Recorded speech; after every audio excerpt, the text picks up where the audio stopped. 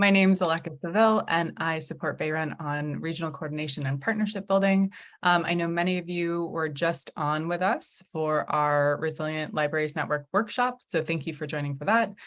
Some of you, though, I think this is, you weren't on the workshop, so welcome. This is our Equitable Community Engagement training that is tailored for the Bay Area Resilient Libraries Network Initiative. And we are very, very lucky to have Rachel Jacobson here, Deputy Director at the American Society of Adaptation Professionals, ASAP, to lead us today. So I'm going to hand it over to Rachel. Great, thank you so much, Aleka. Good morning, everyone. So as Aleka said, I'm Rachel Jacobson. I'm Deputy Director at American Society of Adaptation Professionals. I use she, her pronouns, and I am speaking with you today from Ann Arbor, Michigan, which is lands of the Anishinaabe and Wyandot peoples, although I have spent some really nice time in the Bay Area, and I hope to get back there again soon. I'm really excited to connect with you all today and share some insights on how you can bring principles and practices for equitable community engagement into your process, the process that you're going to use for developing goals for your Community Resilience Center, and even beyond developing goals, just developing all of those narrative parts of your Community Resilience Center application, your application for the Resilient Libraries Network Initiative. So as Aleka shared during our workshop this morning, a key part of the Resilient Libraries Initiative is describing who your Community Resilience Center will serve, describing the goals you have for your Community Resilience Center, and describing how you've engaged with folks that you intend for your Community Resilience Center to serve to ensure that those goals align with community context, community assets, and community needs. And so this training will help you hopefully really excel in those pieces of the application and provide some ideas and inspiration, ideally for other community engagement activities that you may be undertaking in your local government as well. So here's what we're going to cover today. Here we are in our welcome and orientation. And then we're going to have just a kind of a basic introduction to community resilience centers. And then we will cover 4 principles for equitable community engagement. Then we'll have a skills development portion, so skills to support co-development of your Community Resilience Center goals, really focusing on one of our principles, which is a principle around listening. And then we will and during that skills development section, we will have both a pair exercise and a small group exercise. So please be ready to engage. If you aren't able to fully engage, especially in that pair exercise, it would be great if you could let us know, just so we don't put you in a pair and then we have someone who doesn't have someone on the other side to speak with. And then the other thing is, if you could make sure that you have your jurisdiction in your Zoom name, if you have a jurisdiction, so we can make sure that people are with people that maybe they don't work with on a daily basis. You'll get to meet someone new. Just another couple caveats. So all the times on the this agenda are estimates. We're going to have lots of opportunities for questions and discussion along the way. And we may, have some really active discussion in a particular section and spend more time there, and that's totally okay.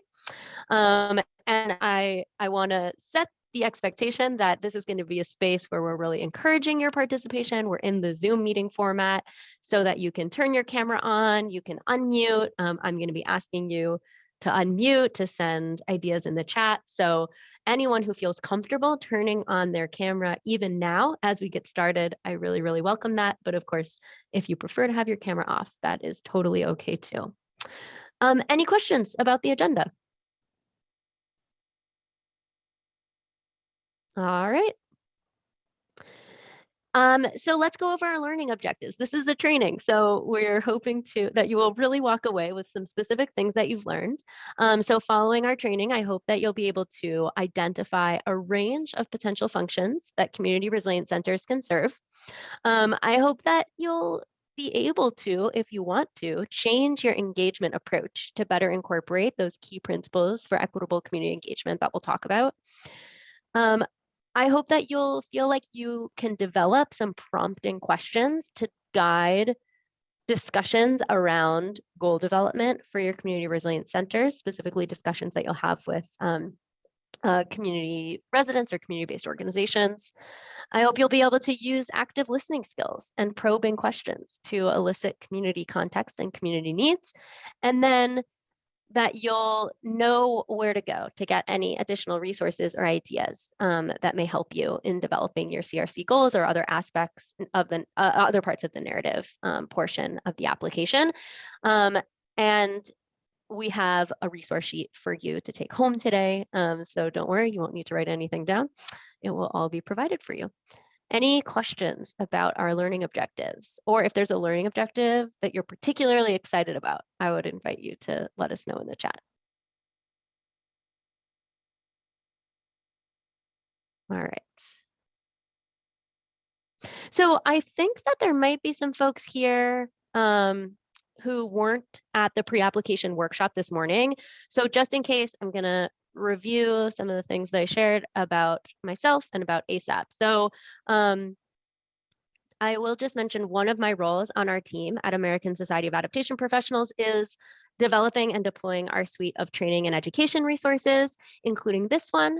And I also serve as our staff liaison to our Justice, Equity, Diversity, and Inclusion accountability group. And so a lot of the ideas that I will be sharing today, I'm really indebted to ASAP's Justice, Equity, Diversity, and Inclusion group for supporting me in my own learning around these ideas and skills. So at ASAP, as I shared this morning, we connect and support climate change adaptation and climate resilience professionals to better address climate impacts. And ASAP helps members strengthen their professional network, exchange best practices and practical advice, and accelerate innovation. And the goal of that all is to lead to more equitable and effective climate adaptation practice and advance the adaptation field. We have about 1,000 individuals and 50 organizations in our network, mostly concentrated in the US and Canada. We have over 10% of our individual members are in California, with a lot of folks in the Bay Area specifically.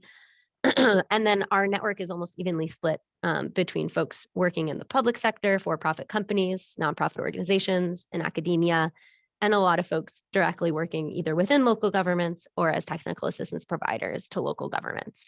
And two things that I think are important to know about how we operate at ASAP is we really believe that everyone can learn from one another. So we're really excited to support this initiative, both to bring national level best practices to bear, but also to share out with other places how successful community resilience center initiatives can be supported by state and regional public entities. And at ASAP, we really are trying to keep at the forefront of, or sorry, we're trying to keep the people who we like to say are at the forefront of adaptation central to our work. And if you were at the workshop, you saw our definition of this. And I'll also show it a little later in the training, but this includes people who are both highly exposed to climate risks because of the places they live and have fewer resources, capacity, safety nets, or political power to respond to those risks.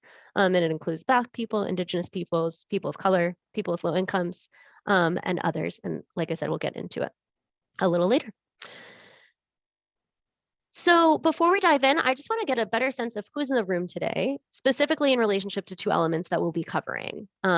So the what, why, and for whom of climate resilience centers, and then equitable community engagement. So to help us understand that, I'd love for you to respond to, we have 2 poll questions. So first, if we could launch our first poll. The idea with our first poll here is to tell us the extent to which you agree with this statement. I understand the purpose of a community resilience center. So just 1 to 5 scale. 1, I definitely don't know anything about the purpose of a community resilience center. 5, maybe you are already involved in implementing a community resilience center, or in any event, you really understand the purpose.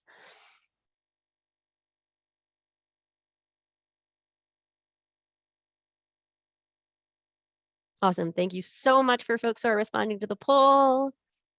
We've got about half of folks in the room who have participated. We're getting up there. We're getting up there. 83%. All right. We've got 83%. We'll call that good for now. We always strive for consensus, but I think we can end the poll and share the results.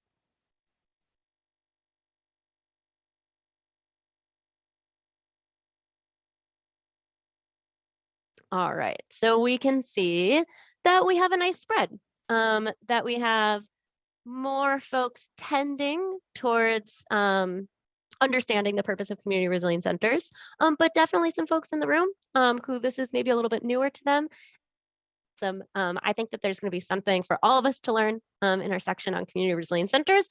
But more importantly, I really encourage all of the 4s and 5s in the room to chime in when we're in that section and to share about your experience, your knowledge, and your perspectives on community resilience centers. So next, we'll launch our next poll question. And this question is around community engagement. And the question is, how confident are you in your local government's approach to community engagement? So again, 1 to 5, 1 is you're not confident at all, 5 is you're very confident. And you might be confident in it because you feel like it's a good approach, or you might be confident in it because you yourself have used it and you feel confident in using it. Either way, we want to know you can speak from either of those perspectives, but tell us about your level of confidence in your local government's approach to community engagement. So if we could launch the second poll question.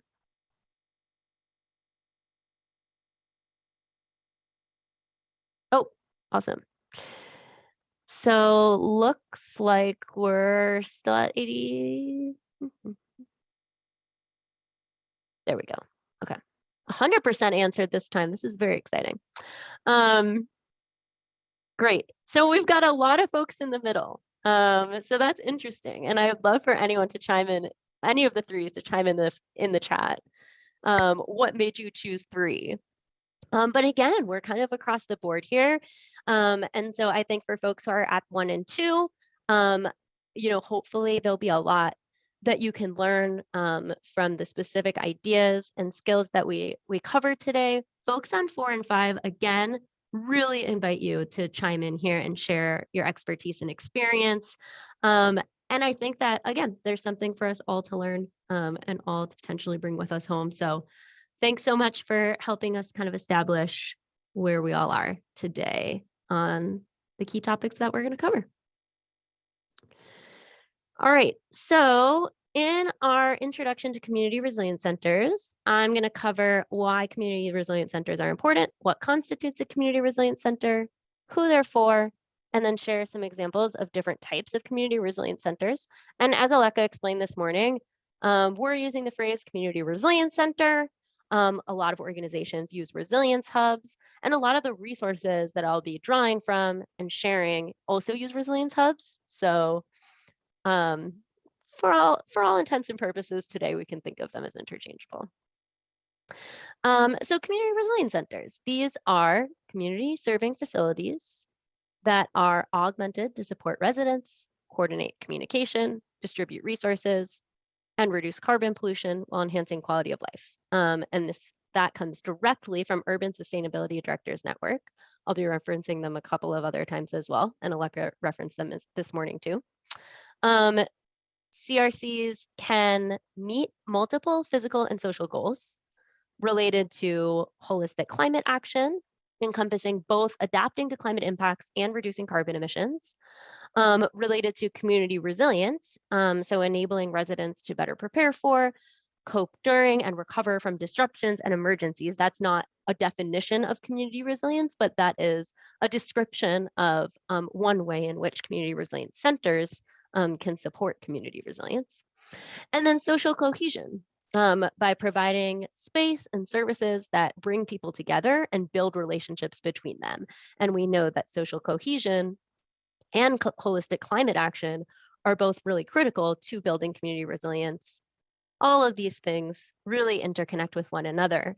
And when developed intentionally with community residents, community resilience centers can build trust, shift power to residents, break down silos within the community and also within the local government. And I would love for folks to share any examples of ways that you are currently addressing climate action, addressing community resilience, and or addressing social cohesion. And again, you may already be involved in a community resilience center, or you may be working on these issues in some other way. But I really invite folks to either unmute or share in the chat what's one thing you're really excited, an example of how you're addressing climate action, community resilience, or social cohesion?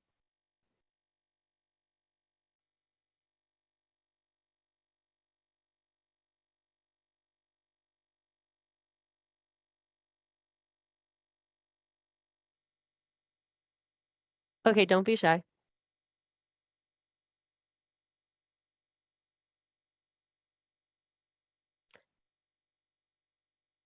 Awesome. Thank you so much, Brian. Distributing seed kits to the community. Wonderful. Anyone else? Sustainability, Karen shared that their sustainability division is collaborating with Office of Emergency Management to integrate climate resilience training into their block program. That's an awesome example. Thanks, Karen. So keep these examples coming. I'm going to move on, but I really want to make the point that work that you're already doing on these areas can and should feed into development of your narrative for your Climate Resilience Center. Board adopted. Okay, awesome. Thank you. Thanks, Tanya and Timothy. All right, this is great.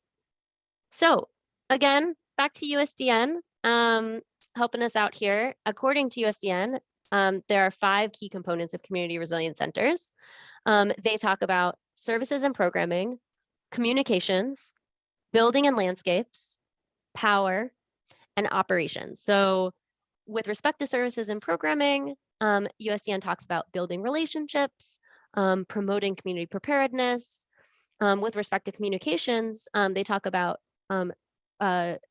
creating the ability to communicate year-round with folks in the service area, and especially during disruptions and throughout recovery. With respect to buildings, the idea is strengthening the resilience of the facility to ensure that it meets operational goals in all conditions. In terms of power, having reliable backup power to the facility during a hazard, and also improving cost effectiveness and sustainability of operations every day and year round. And then similarly with operations, ensuring that personnel and processes are in place to operate the facility, again, both in everyday conditions and during disruptions. And as Aleka shared this morning, the Resilient Libraries Initiative is taking a broad approach to potential CRC goals. And we really encourage you to use this as a guide, but not a prescription for what your Community Resilience Center, or CRC for short, can do or should do.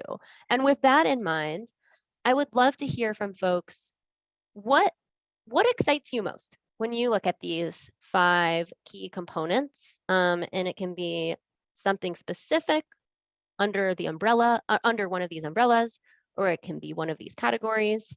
And then maybe like if there's something that you see that's missing that USDN hasn't covered, that you think can be part of what your CRC is able to do for the community. So again, looking for anything you're excited about or anything you think is missing.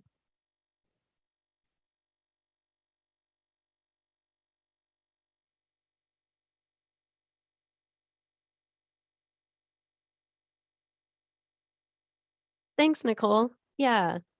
And that's like, right? That's like, you could almost call it a hub, a hub for all of these services in one physical place. It is exciting.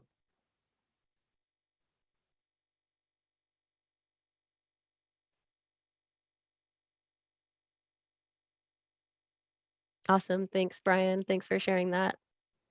Addressing brownouts. Yeah, and then just building on that work again, for sure. I don't think anyone here is starting from scratch, and we have to keep that in mind. Yeah, public safety power shutups for sure. All right, we'll keep these examples and ideas coming. But we're going to move on to the for whom question. And this is possibly the most important question to answer about your Community Resilience Center, especially in the context of preparing your application. And part of the purpose of the CRC is to bring together people from all walks of life in the community, but then also to center the needs of those most affected by climate impacts and other types of hazards and disruptions. And as Aleka shared this morning, Resilient Libraries Network Initiative is focusing on 2 definitions to help guide applicants in identifying the priority populations that your CRC will serve. And again, one of those is a working definition from ASAP, and the other one is the definition that comes from MTC, Equity Priority Communities. So you can see the definitions again here on the slide. So at ASAP, we're thinking about people who are both highly exposed to climate risks and then have fewer resources, capacity, and safety nets and political power to respond to those risks. And so we've provided some examples of who that ends up being. Black people, Indigenous peoples, and people of color, people with low incomes and from low income backgrounds, immigrants, those at risk of displacement, unhoused people and renters, old people and young people, and then outdoor workers, people with disabilities, and people who are chronically ill or hospitalized. So that's the ASAP definition, and the MTC Equity Priority Communities definition includes actually specific thresholds in the community for people of color, low-income people, people with limited English proficiency, people who don't own a vehicle, seniors, people 75 years and older, people with disabilities, single parent households, and then people who are severely rent burdened.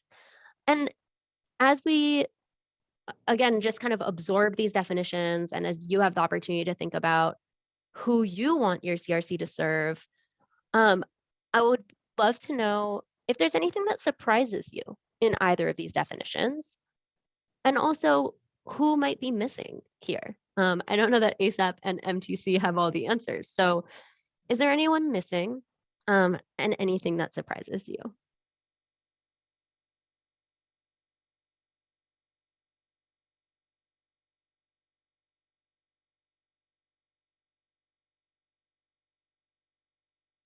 And Alice, thanks so much for those thoughts. And I'm so glad that you mentioned cooling centers. As obviously extreme heat is, we are getting on the season for extreme heat for sure. And the most deadly climate impact.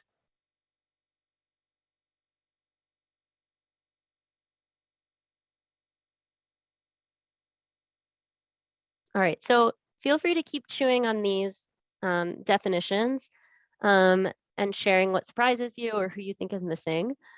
We'll move on here. And there's 2 sets of levels that you can see here on the slide. There's a set of levels from communities responding to extreme weather, or CREW, and then our trusty folks at USDN. And these 2 sets of levels illustrate that CRCs can provide a range of services. And those services, the way that range works in both of these examples is that they range in the depth of support that they provide to the community. So for both of these, it's less about what's the nature of those services or programs or how they're changing the building to support the community, but it's about levels describing the depth at which the CRC is supporting the community. So if we look over on the left-hand side of the slide, we've got communities responding to extreme weather. So they have level 1, which is engagement center, and this is a CRC that's really designed primarily to serve as an outreach education and engagement hub for the community. Then they have level 2, which is what they call a relief station. So the idea is that it's everything that level 1 has in terms of being an engagement center, but it also provides direct support during extreme weather events. So a cooling center or a heating center in the extreme cold event. CREW is based in Boston, so they have some more of those than you may have in the Bay Area. Electricity, phone charging, first aid, things like that. And then at level 3, which they're calling a shelter, which can serve as an overnight powered supply equipped emergency shelter during extreme weather events. and has a more formal connection to emergency management in the community. And then over on the USDN side, again, this is drawing on the 5 key components that we saw before: services and programming, communications, building and landscapes, power, and operations. So they have the base level. Community resilience centers, or in their parlance, resilience hubs at that base level, have strong community support and leadership, trust. They have a building that includes a resilient energy system and a resilient communication system. But then at the optimal level, level 2, they might also have water capture and filtration on site. They might also have air filtration. They might have solar and battery. And then at the ideal level, level 3, so that's the deepest level of support, they might also have gray water reuse. They might have net zero energy, things like that. So really kind of taking it to the next level. But the bottom line here is that CRCs at all levels should provide some amount of support both year round and during disruptions. And some questions you can ask as you're developing your application to kind of understand where you want your CRC to fall in terms of depth of support. A first really important question is, what are you prepared to implement in the near term? And as Aleka talked about, we really want to focus on implementability. Is that a word? But yeah, we don't want these to sit on the shelf, and we want them to be realistic. And then also, of course, what's most needed in your community. And we'll get into identifying that later on. Thanks, Aleka. So any questions about this or initial reactions here around these different levels?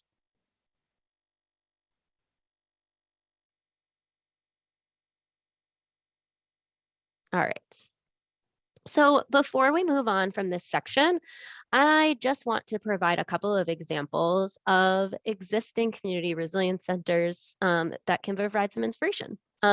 So one example here is El Dorado County Library, which is serving as what CREW would call an engagement center by providing information, resources about emergency preparedness to their library users.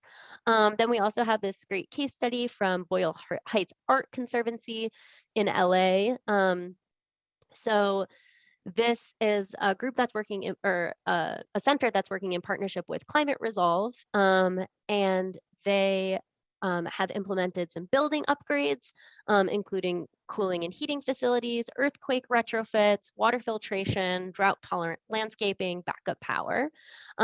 They're implementing services like communicating with community members in both English and Spanish, making strong connections to Indigenous folks in the area to bring in knowledge about native edible and medicinal plants, serving as a hub for vaccine information and volunteering at vaccination sites, and hosting a community radio station. And then they're looking to broaden conservation efforts and educate community members on native plants and gardening, and doing some more trainings around CERT and first aid. So just a few examples to kind of get you thinking about what could be incorporated in your CRC. And then of course, we had all those great examples from folks on the line previously in the chat about what you're already doing as well. All right, so I want to make sure that folks have the link to the resource sheet. This resource sheet covers all components of our training today. So you can learn more about CRCs at the links that are provided in the resource sheet. And then I also want to recognize that there might be some library staff in particular on the line that could benefit from resources to support their learning on climate change impacts and climate resilience. So although we haven't covered that in depth today, there are some resources for that on the sheet as well. I want to encourage you, I think we have some folks that are on from the same jurisdiction. They have like a library staff person and a climate and energy staff person, and they may or may not even know that they're both here. So connect with your climate experts in your local jurisdiction for that. Connect with BayCan. We have Carolyn on the line with us today. And then there's some resources on the sheet around how to access climate impacts information and climate data as well. So if there's anything new that you learned about CRCs in this section, we'd love to hear about it in the chat. with that, I'm going to move on to our 4 principles for equitable community engagement. So there are lots of guidebooks and resources describing principles for equitable community engagement. And again, on that resource sheet, there are links to what I think are some of the best, or at least the most applicable in this context. And this is kind of a distillation of those. And I've tried to focus just on 4, and 4 that may be most relevant to the type of community engagement process that you would consider undertaking in the context of developing your Resilient Libraries Initiative application. And those 4 are go slow, address power, embrace reciprocity, and listen. And we will jump into them now. So first, with going slow, I just want to really give a shout out to Bayron and to Aleka. The fact that we have this long application development period, the fact that so much time and attention has been given to pre-application support is a structure that enables us to go slow. And so I just want to give a call out to that. But a couple of other reasons why we want to, or a couple of reasons that we want to go slow. We want to enable ourselves to focus on relationships rather than transactions. And when we have to go fast, it can turn our interactions, or it can make our interactions feel more like transactions. And when we go slow, it enables us to do relationship building, to do trust building. We want to give ourselves the time and the space to share values and aspirations. And when we go slow, we create the space for that, as opposed to feeling like we just have to get right down to business, fill out our application, turn it in by the deadline. And then finally, it's really important to go slow so that we give ourselves the space to acknowledge any trigger or traumas that can come up in the process of doing whatever we're doing with community members. And especially with things like climate impacts, there are, a lot of folks who are already experiencing climate impacts are also experiencing trauma or have experienced trauma in the past. So this allows us to, again, hold space for that, to recognize when that trauma is coming up, and to make sure that we still have the ability to engage and to kind of work around and work through that. I would love to hear any other reasons that other folks have found that it's important to go slow, or alternatively, any time that you went too fast and felt like that was the wrong choice and kind of what happened. I also want to acknowledge that it's hard to go slow, so we can also talk about that. Again, invite folks to share in the chat, to unmute. Any other reasons that you think it's important to go slow, a time when you went too fast and what happened, or any challenges that you've experienced around trying to slow down.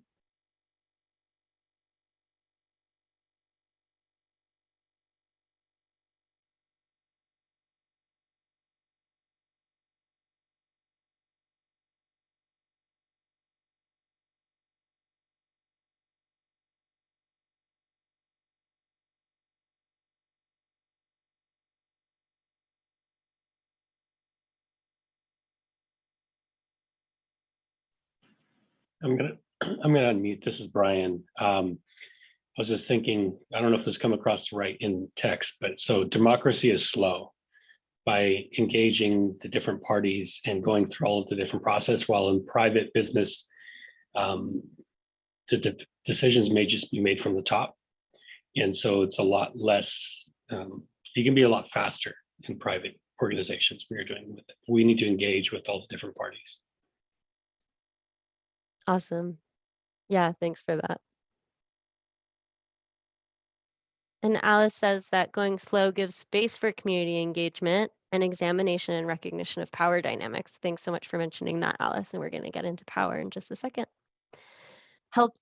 Rachel shared that it's helped them find interpretation and translation services rather than providing all of our engagement in English. Awesome.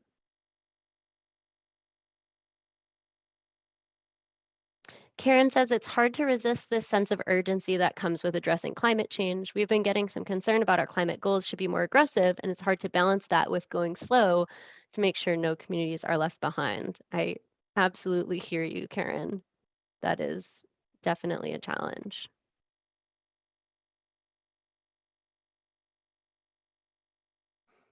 So I'm going to move us on so that we can get to the other portions of our training. Oh, going slow to go fast. Thanks, Alice. But I really appreciate the engagement here on this principle of going slow, and encourage folks to keep up the discussion in the chat if they'd like. Next principle, addressing power. And the first step to addressing power is recognizing power structures. And in order to recognize power structures, we have to acknowledge historic and current marginalization, and importantly, the root causes of that marginalization. And then we also need to identify the power and privilege that we hold as individuals. I'd love if anyone would be willing to share an example of historic or current marginalization and how it manifests as a power structure in your community.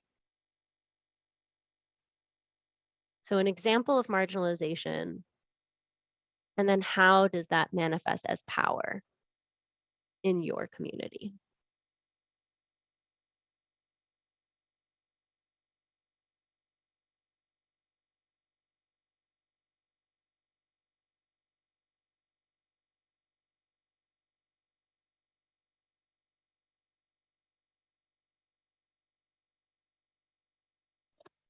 Hi, this is Aleka. I guess one of the things I thought about, Rachel, is during the pandemic, we in the community where I live, they were trying to actually shut down an elementary school permanently.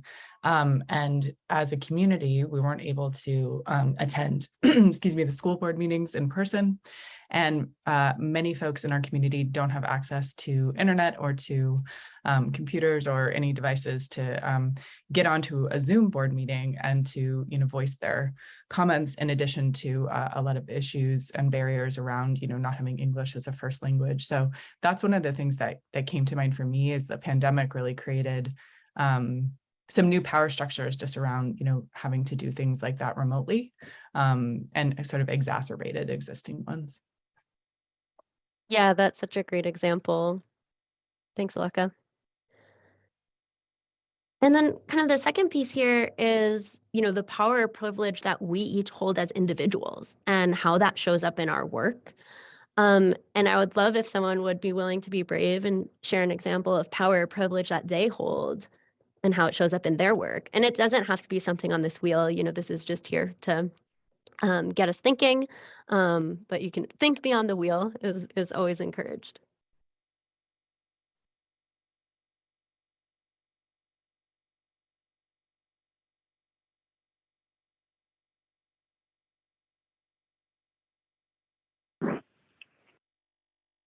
Rachel, I can share just in terms of developing grant applications on behalf of BayCan, deciding which funding pots to go after in the first place, I recognize as a power dynamic, and then also, how many conversations I can have during that proposal process with communities that would like to be part of the application or part of the funding. That's just a capacity, and sometimes kind of like luck of the draw of like coordination and who I was connected to at the time. So there's a tremendous amount of just opportunity alignments combined with a power dynamic in supporting grant applications. Yeah, that's great.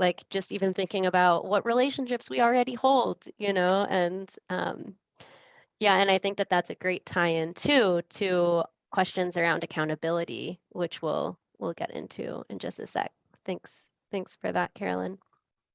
I'll jump in too, Rachel. Yeah, just please. one thing on that. I used to be a city planner, and one of the comments that someone put in the chat earlier about how, only certain people are able to really come to public meetings and engage in, fill out surveys. So you don't always, so I've been to a lot of public meetings where you're like, well, everybody wants this. And it's like, well, okay, everybody in the room wants this, but what about the people who can't come to this meeting at this time, or the people who aren't able to participate the way that the participation has been structured?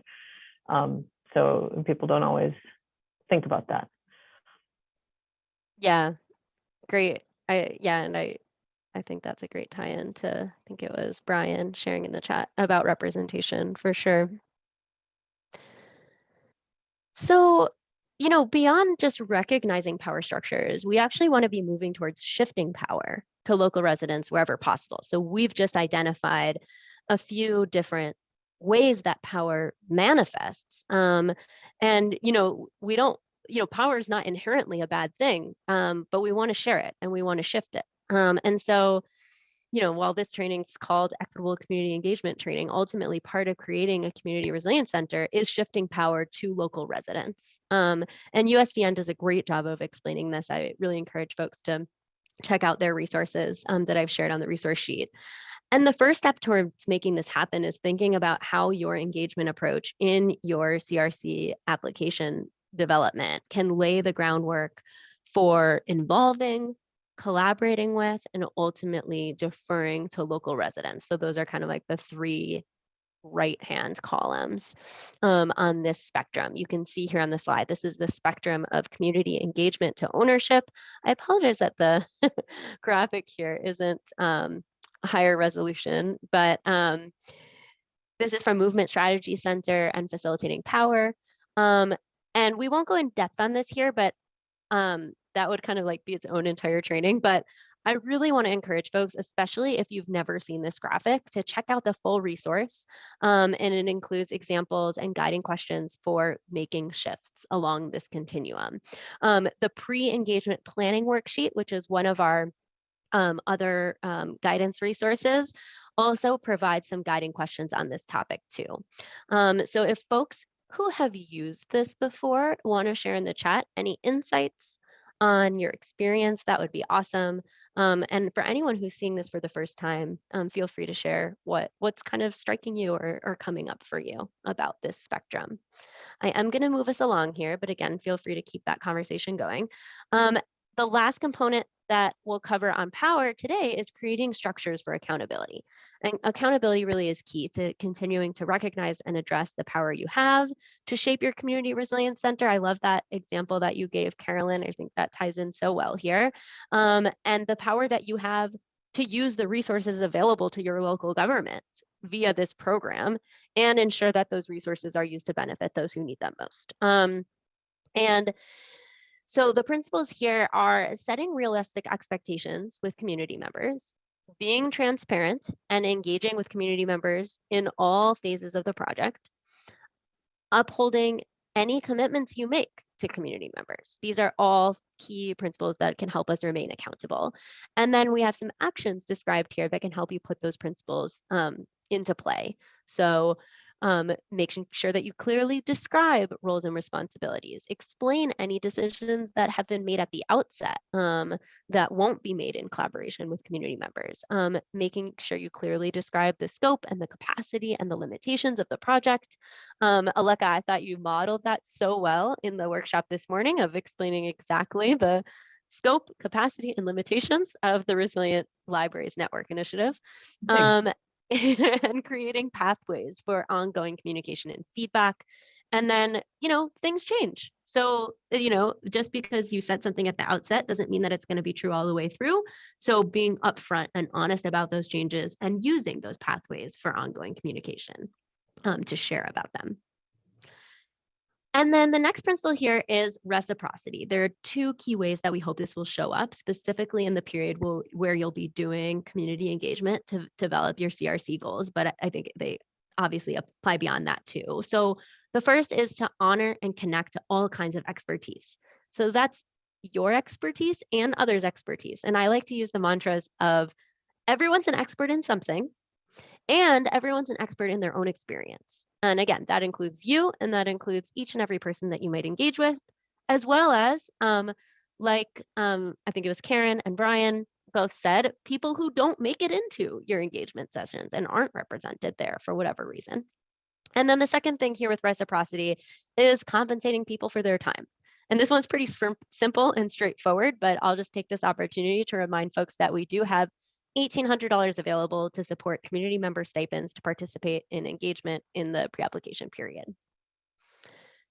And then finally, listen. And the next section of our training is going to go in depth on skills to support putting this principle into action. But some key points here, especially if anyone's about to drop off, listening deeply and actively allows us to honor and connect to all kinds of expertise like we just talked about, understand and build on lived experience, and really importantly, challenge our assumptions. So with that, let's dive into some skills that can support co-development of your CRC goals. And we will be focusing on how you can elicit community context and community needs by asking prompting questions, actively listening, and asking probing questions.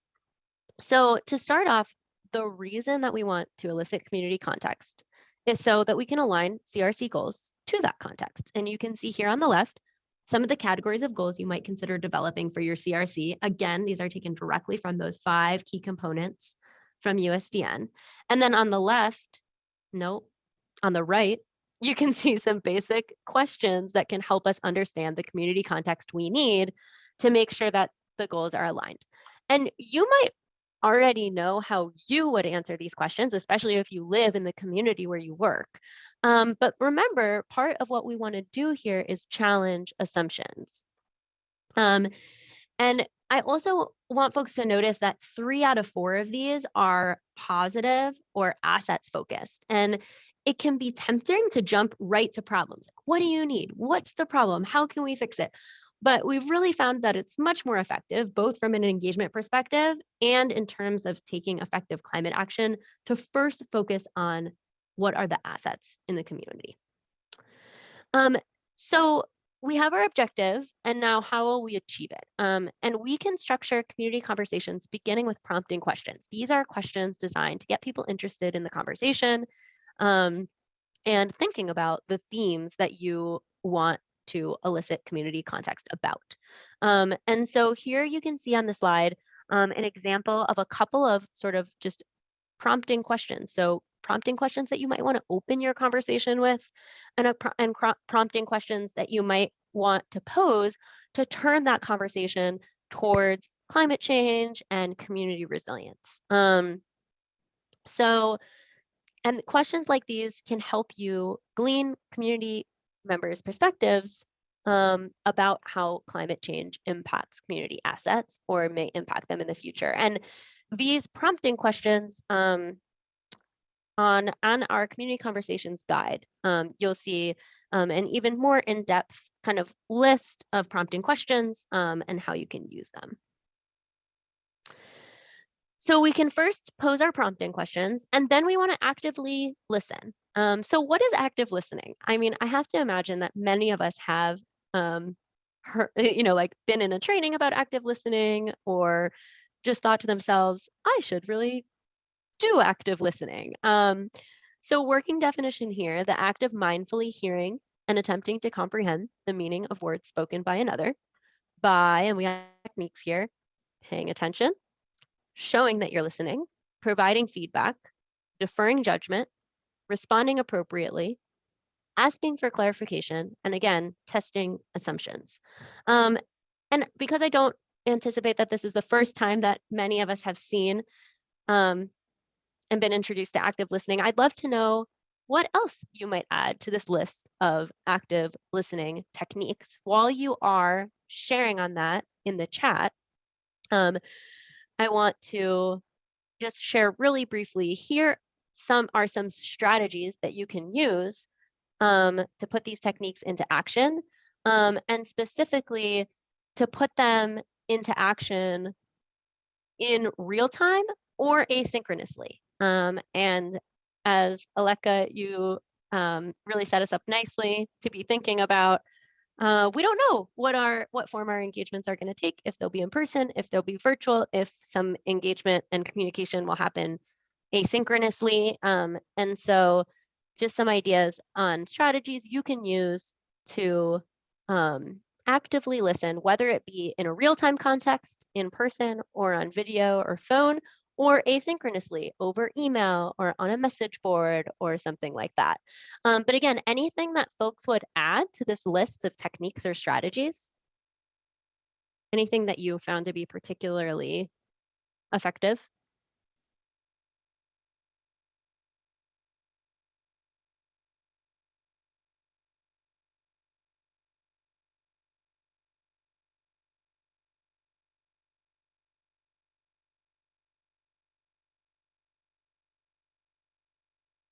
Great. So I think also just making space for people to start talking. I think often in conversations where we invite people in, at least I have noticed that sometimes I just keep talking and like want to get all the information out, and making sure that just there's time and space for others to really just share their experience and perspective. Thank you so much for saying that, Carolyn, because I know that I am guilty of that too. And that is absolutely the technique that we want to think about here with using prompting questions and active listening. And then next, we're going to go to probing questions, is exactly that. Prompting questions, and then our job is to listen. Our job is just to listen. And that's how we want these conversations to be structured. Again, either in real time or if they have to happen asynchronously. Yeah, Karen, that's such a great point. Got to get comfortable with silence for sure. Yeah, putting people in smaller groups. Awesome. So next is probing questions. So with prompting questions, like, you know the theme or the question that's being addressed, and it's your job to help folks move beyond that theme and ask probing questions that will help you start to really frame up the type of information that you need to include in your application. So with this, it's all about summarizing what you heard and then getting specific. Both pieces here are important. You want to summarize what the way that you heard folks respond to the prompting question to, again, like show that you're listening, check your understanding, ask for clarification. And then you want to really get specific. The more specific you are, the more actionable information you'll get for your application. So here are some examples of probing questions. So, you, in your prompting question, you ask them to share about assets. And then in your probing question, you might ask, can you share an example that illustrates why that's so important to the community? Or you could ask, how do people get to that place that you said was so important? Once you've turned the conversation towards climate change, maybe you're asking a probing question. Maybe they've talked a little bit about impacts that they're experiencing. And you could ask a probing question like, how does that affect your daily schedule? Where specifically does that happen? Like this actual street names. Again, the more specific information you're able to get, the more you'll be able to truly tailor your CRC goals and services towards community needs. So once you have asked your prompting questions, listened actively, asked your probing questions, only then is it time to really test your ideas. Any ideas that you may have about your CRC goals. And again, make sure to summarize what you've learned from previous parts of the conversations and clearly connect your ideas and your suggestions to that information. And this is where the magic happens. This is where you get to bring together your expertise and your ideas with the expertise, the lived experience, and the ideas of the folks that you're engaging with.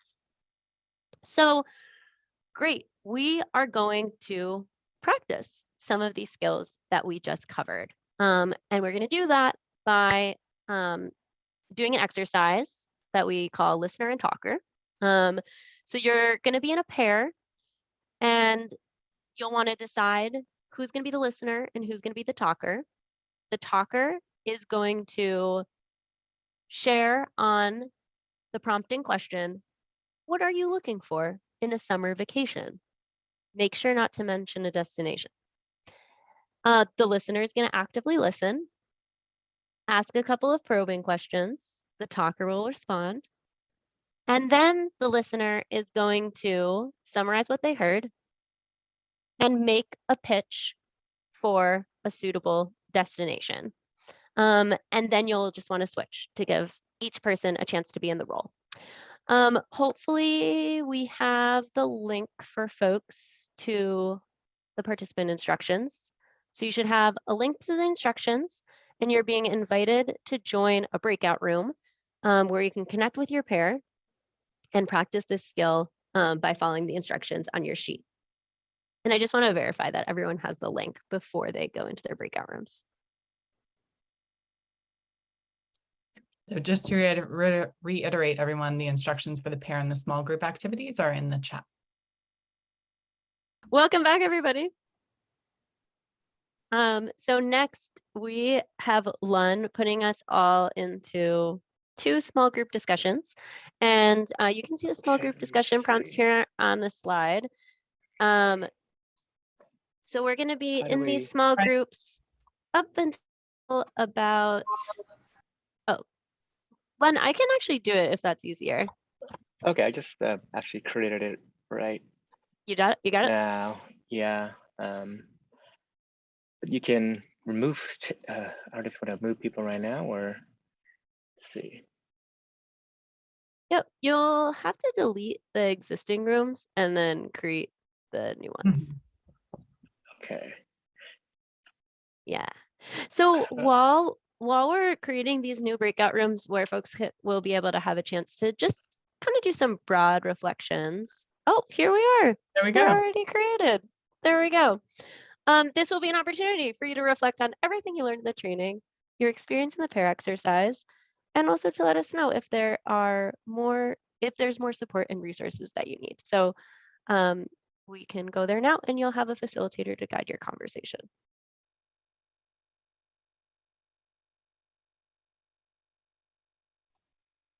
Great. Well, hi, everyone. I think we're waiting for everyone to get back in or back out of their breakout rooms, maybe. I think, do oh, we there- have everyone? Yeah, I think we have everyone back. I even started talking, but then I realized I was on mute. Okay. I think we're good. I think we're good to go. So I would love for folks to share in the chat as we're wrapping up here. What will you do differently based on what you learned today? And or what additional support do you need? And Aleka, if you wouldn't mind sharing those question prompts in the chat, because I'm going to move on here. Yes. I just want to give some thank yous and acknowledgements before we close out. This is a list, and all of these things are on your resource sheet as well, but a list of resources that I drew from in preparing this training, and then some individual folks that I'm really indebted to, both for the exercises and skills development pieces and the ideas and information that went into developing this training. You can contact me at any time. My email is here on the screen, and I'm sure we'll go out in our follow-up as well. And then we also have a training evaluation that we really appreciate if you would fill out. So we'll share the link to that in the chat. And I hope that you'll take forward what you learned, and you should be able to use the post-training resources. So there's the pre-engagement worksheet, pre-engagement planning worksheet, and then the community conversations guide. And you'll see a ton of familiar context and ideas that we discussed today, and just some more concrete step-by-step instructions for putting that into practice and prompting questions you can ask yourself to really get prepared to put these principles and skills into action. So thanks so much to everyone for being here. I can stick on the line for a few minutes if anyone has questions or wants to chat. And thanks to Bayron for putting this on. Thank you so much, Rachel. Really appreciate it. And thanks everyone for joining. We appreciate that as well. And again, I'm happy to stay on a couple minutes as well, just in case. Oh, good. There's the training evaluation form is in the chat. Please do fill that out if you guys can. It's really, really helpful. And ASAP's I think they're very thoughtful about the questions they're asking and trying to improve on. All right. Thanks, everyone.